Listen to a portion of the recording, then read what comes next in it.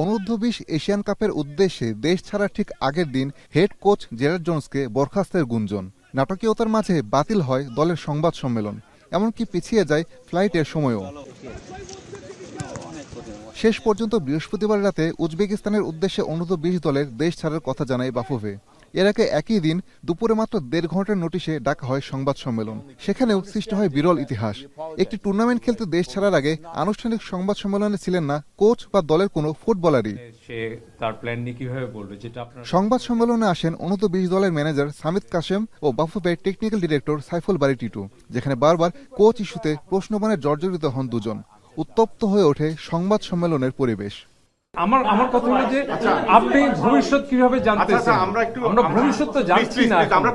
মূলত head coach Jones ও সহকারী coach মিশুর মাঝে দ্বন্দ্বের গুঞ্জনে অস্থির অনূর্ধ্ব-20 দলের ড্রেসিং রুম।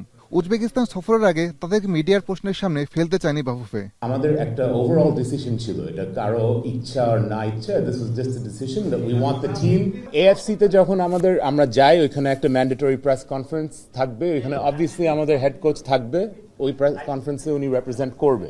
সাম্প্রতিক ইস্যুতে খেলোয়াড়দের মানসিক অবস্থা ও দলের ঐক্য নিয়ে দেখা দিয়েছে শঙ্কা, যদিও সব স্বাভাবিক আছে বলে আশ্বস্তের চেষ্টা করেন টিম ম্যানেজার। এখন আমি বলতে পারি যে অনেকটা ঠান্ডাই আছে, they we are in a calm situation. আর সবাই এখন এক্সাইটেড খেলার জন্য, যেহেতু এখন খেলাটা ইজ অন দ্য হরাইজন। আমরা এখন যে যাচ্ছি, মানুষ টিকিট হাতে পাচ্ছে, প্যাকিং করতেছে, এই এক্সাইটমেন্টটা এখন has overshadowed any other things that might have happened in the past. সব অস্থিরতা সামলে এশিয়ান কাপের মূল পর্ব নিশ্চিত করেই দেশে ফিরবে বাংলাদেশ দল, এমন প্রত্যাশা টিম ম্যানেজারের। আসাদুজ্জামান লিটন, এখন, ঢাকা।